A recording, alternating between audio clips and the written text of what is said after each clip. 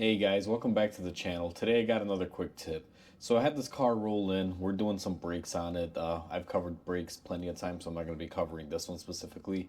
But to take off the wheel, I've encountered a bit of an issue that you guys may encounter if you're working on your own car, or if you're a technician, you encounter this in the field.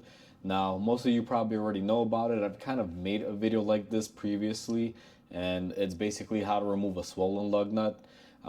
The issue with this is that if you guys can see here, I got two lug nuts that are missing the chrome cap.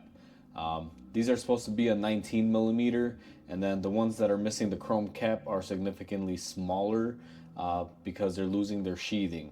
So let me zoom you guys in so you can see exactly what I'm referring to.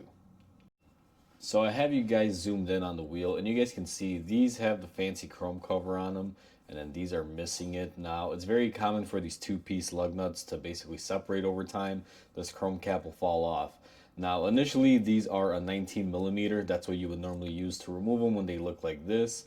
Now, these, when they lose their cap, they actually become a little bit of a smaller size. Now, typically, you don't really need a fancy tool or anything. However, they do make a kit that I've used in a previous video that has smaller sizes and specific halves to remove these.